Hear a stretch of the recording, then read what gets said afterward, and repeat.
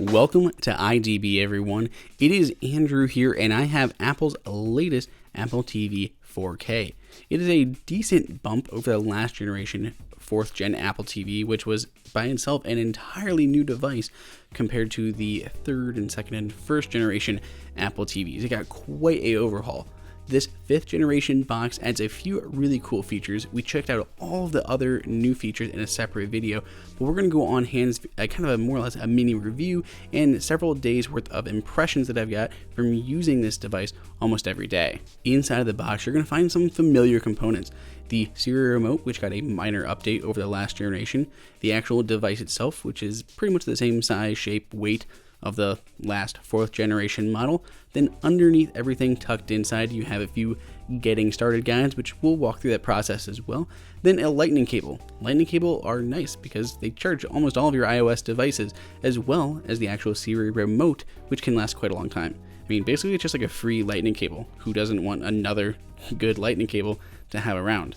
And then of course is the actual power adapter. Luckily this is still nice and small compared to some other set-top boxes. I don't mind the size, shape, and everything else of the Apple TV. I mean, I always kind of feel like, oh, I wish there was like a new outer exterior change to this thing, but it's good, it works really well. Setting up the Apple TV is still super easy. You can do it manually, but there's this new cool setup process they've had around for a little while where you basically put your device, like your iPhone, next to your Apple TV. It'll automatically send over all your credentials, your Apple ID, and all that, and set it up for you. It worked really well for me, no real issues in setting up, so that was really quick, though it's not like a full backup and restore like you'd have on your other devices. I still did need to sign into a few apps again, like Netflix and Hulu. The new Siri remote got a few updates, like a new 3-axis gyro and that new ridge around the home button, or on the menu button. It turns out that didn't really make a huge difference for me. I actually like having Apple's little loop that you can put on the Apple remote. I usually have that on there, so I don't have a problem telling the top and bottom when I'm using it anyway, but it is a nice differentiator for that button. It makes it a lot easier to find without having to look at it, especially in the dark. So the big thing with the Apple TV this year is obviously 4K as well as HDR, both HDR10 as well as Dolby Vision. Now, this works really well. I mean, my TV, when I set the proper thing, it immediately detected Dolby Vision, but Apple does a kind of a weird thing with its content. It exports all of its content in the same format, whereas other streaming boxes will change it. Will change the refresh rate, will change the output from 4K or HDR10, Dolby Vision, whatever it may be, based on whatever it is that you're playing. Apple takes everything and puts it into the same video format, which in a few instances came out a little wonky. It kind of really blew out some of the highlights. It was a little lighter and there were little contrasty issues in some of the weird formats. So that's definitely something that Apple says they're working on. It'll improve in the future. What they definitely need to improve on, especially in the short term, is finding 4K content. Obviously, the box is brand new, so developers are still updating for it, and we'll see more and more as time goes on. But right now, where's the 4K content? I'm looking through the App Store. There's nothing highlighting like, hey, these apps work great in 4K. Really, the only mention of 4K I saw in the entire App Store was this Netflix banner that says you can see your latest shows in 4K, but I can't find it anywhere else.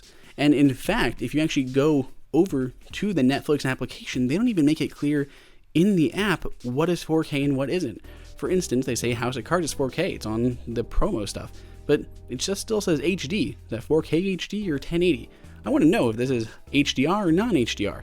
These are things that are not clear. And this isn't just in the Netflix application, it's in other applications as well. I know I'm getting 4K, I can tell I'm getting 4K, it definitely looks better in a 4K thing, but versus not 4K, but there's just no clear representation of that. I don't know what apps support it, I don't know what content in those apps is officially supported either. Content from Apple's apps obviously looked the best because it was very clear in there from the iTunes Store what was 4K and what wasn't. Games are also a lot smoother. I feel like load times, especially for even small games like Alta's Adventure, loaded faster than they ever did in the past, which is of course due to that new A10X Fusion processor. So a lot more processing power, and especially on older games that have not been updated to take advantage of 4K, you can clearly see that there's going to be quicker load times than there is in the past. While there's definitely some things that I dislike about the Apple TV, like the ease in finding 4K content and the lack of 4K YouTube content, which of course is a problem on iOS and Mac as well, I really like it. The 4K footage that you actually find looks amazing. I love the support of Dolby Vision and HDR10, and I really couldn't be happier with this box. Overall, it's performed extremely well. It's fast, it's responsive, and content looks great. They just need to make it easier to find and work on their processing of non-4K content even better. So let us know what you think of the new Apple TV below, and you can pick it up from the link in the description. Go ahead and subscribe, and until next time, this is Andrew for iDB.